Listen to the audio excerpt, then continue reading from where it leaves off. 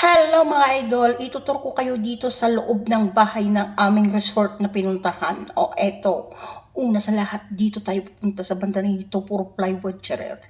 Dito ay papunta sa kwarto ng amo ko na babae at dito naman yung mga sala.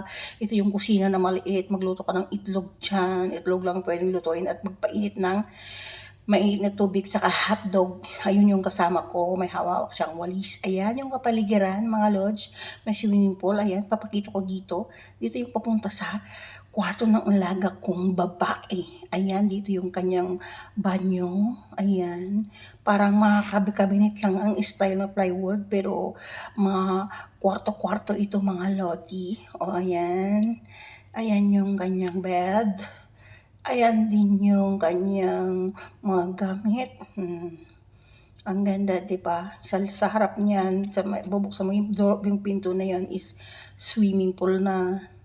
Wala siya diyan. May kwarto siya sa sarili pero nandoon nakitabi sa nanay niya kasi takot naman siya mag-isa.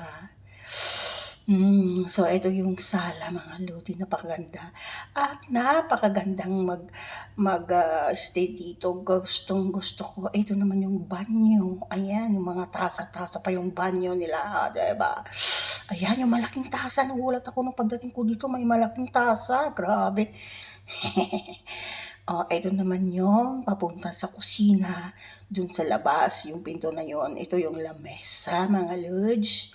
Dito yung oven. Ayan, may oven dyan. Pwede kang may built-in dyan na electric na pulutuan. Ito at may liit na lababo, hugasan ng tasa. At ito naman yung ref na maliit. Ayan. Ayan, yung mga lalagyan ng mga kutsara, tinidor, ganun, etek-etek. Masakit yung ngipin ko. Ayan, yung mga tasa, mga kabit-kabit dito, mga tasa yan, mga loads. Ayan, pagpainitan ng tubig, ganyan. Oh, madami. Actually, gustong-gusto ko ng manirahan dito. Super laki hanggang doon sa taas. Third floor kami, second floor yung mga alaga kong lalaki. Grabe, mga loads. Oo.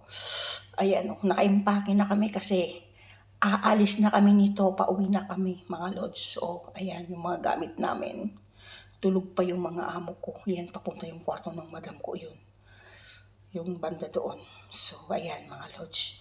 Balik tayo ulit sa sala. At parang, diba, ang cute. Ayan, parang gusto kong umakyat, mga lods. Oo, umakyat nga ako, nakakatakot yung hagdan, natatakot ako kasi baka mahulog ako. Hindi ako sanay na umaakyat ng hagdan eh. Sanay lang ako sa elevator. Ito naman yung kwarto ng tatlong lalaki dito sa taas. Ayan, natutulog din sila kaya hanggang sa pinto-pintuan lang tayo. Diba mga lads? Ayan. Ay, sakit talaga ng ngipin ko. Ito yung kwarto ng alaga kong lalaki na panganay. May sala siya dyan. Ito naman yung papunta sa dalawang alaga ko. Yung bunso at saka pangalawa. Ayan. Dito tayo, dito tayo. Ayan. Dyan ang kwarto nila. May isang extra na kwarto. So, ayan. Ayaw ko nang umakyat, maglakad sa hagdan. Kaya natatakot ako. Tignan mo mga luto, nakakatakot. Baka malaglag pa ako noon. Kaya nag-elevator na lang ako. Sabi ko naman sa inyo, hindi tayo sanay na mag-elevator. Kaya, ayan, bubuksan natin yung elevator mga lods. At sasakay tayo dito. At nahihiwagahan ako nitong salamin mga lods. Sobrang mag-isa lang ako pero sobrang dami ko dito. Naiinis ako. Pag gabi natatakot ako mga lods kasi parang pakiramdam ko ang daming mata na nakatingin sa akin. Tingnan mo, ayan nag-iisa lang ako pero yung salamin, grabe yung salamin. Ayan, nandito na ako sa baba mga lods. Babalik na ako ulit. Ayan. So, papunta naman tayo doon sa aming kwarto ng kasama ko. Ito na yung third floor pala. Yung rooftop yan sa may kwarto namin. So, ito naman yung aming kwarto. Pero nakaimpake na kami na yung gamit namin nasa baba na. Ayan, ang sarap matulog dito mga lodge. Sarap ng buhay namin. Pero, It's so sad kaya uwi na kami. Gusto kong tumira dito talaga kasi nakakatanggal ng stress. Pagising mo sa umaga, maganda. At maliwasay ang paligid. Imagine mo may dagat kang makikita ng umalon-alon at may magandang swimming pool na kulay blue. Eto na naman tayo sa elevator na to. Nakakahilo yung salamin mga lods. So, nahihilo talaga ako nitong salamin nito. Naiinis ako. Ayan, oh. Oh, tignan mo naman mga lods, oh. Nag-iisa lang ako pero yung salamin. At eto na nga. Nandito na kami sa labas. Ayan.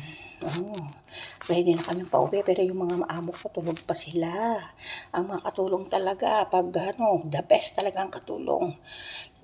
Ligpit kagad. O ayan, malinis na. Siyempre, bago kami aalas, lininisan na namin. O ayan, malinis na talaga ang kapaligiran. Tignan mo yung swimming pool, oh. Ang sarap sumisid dyan. O, diba mga lods? Ipapashare ko kayo dyan sa swimming pool. Ayan, napakaganda, kulay blue. Dito lang tayo sa gilid-gilid. Baka mahulog pa ako. May hawak akong phone. Baka malaglag pa yung phone papuntang sa tubig. Patay! Oh, so ito na nga mga lods.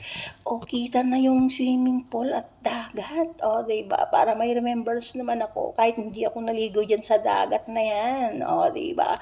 Hindi naman kasi tayo ignorante kasi sa province namin is katabi lang namin yung ilog at sa kadagat wala lang swimming pool. O, diba? Ayun, ang ganda ng dagat. Yung ilog pala, hindi pala yan dagat. Oo, mababaw lang yan. Kailangan umupo ka yan, humiga ka para mabasa ka. Hanggang tuhod lang yung tubig mga lods. O ayan, paggabi maraming naliligo dyan kasi hindi mainit. Pag ganito kasi sobrang init, masusunog ka talaga. In fairness, ang ganda sa labas. O diba mga lods, ang sarap talaga tumira dito. O ayan, o. Grabe. Sabi ko sa manan ko, Madam, huwag na tayong umuwi. Dito na lang tayo si titira. Sabi niya, sad. Sabi ng amo ko, talaga? Sabi niya ng ganan. Diba?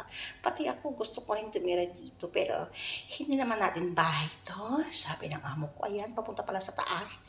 Sa kwarto ng alaga ko yan. Pwede kang tumalon kung gusto mo. Ayan, diba mga lods? Pwede kang mag-party-party dito. Ayan, mag-party-party ka dyan, mag-ihaw-ihaw ka ng barbecue, ayan, pwede kang mag-disco-disco, ayan, kasi parang plaza na yan, diba mga lods? Lahat ng building na yan is pinapaupahan na paligiran dito ng ilog, swimming pool, kahit kang tumingin, swimming pool, pasok na ako sa loob, kasi mainit na, mahirap na makatayo, lalo natin at magkasakit, alam mo, tayong mga OFW, bawal magkasakit kasi kahit may sakit tayo, magkatrabaho tayo dito. So, eto na naman, nakita ko na naman yung sala. Talagang minuni-muni ko tong bahay na to kasi mamimiss ko mga lods. Sabi ng amo ko, next year ulit, babalik kami dito ulit. Diba? Pero matagal pa. Dito rin gamot na please ang gusto ng madam ko kasi maganda. O pati yung mga alaga ko gusto nila. Diba? Ayan, so ito naman yung gustong-gusto ko dito kasi iba yung kusina nila dyan. Hindi ka maririnig pag nandyan ka, kahit mag-chismis ka, kahit may kachat ka, kahit may sumigaw-sigaw ka dyan, o may kachat ka, may katalibabag ka, hindi ka maririnig kasi malayo. O, diba? O, titignan natin dito. Tutukurin kayo siyempre dito sa aming kusina. O, diba? Malayo dun sa sala. O, diba? O, pati sa kusina, napakaganda, napakakatanggal ng stress. So, diba? Kahit dito ka tumira, hindi ka maririnig yung amo kasi separate yung kusina at saka yung bahay. Yan ang maganda. May dalawang rep dito. Lahat kompleto, wala ka nang dalhin. Mayroon na lahat. Dito ang papuntang labas. Kotse na ang alaga ko. Panganay. Madam ko. Yan. Bahay. 33-31-31. Matayan nga sa waiting yan. Baka yumaman tayo. Charot. Uff. Init. kusina namin mga lods. Diba? Ang cute, mga kabinet yan. Kompleto.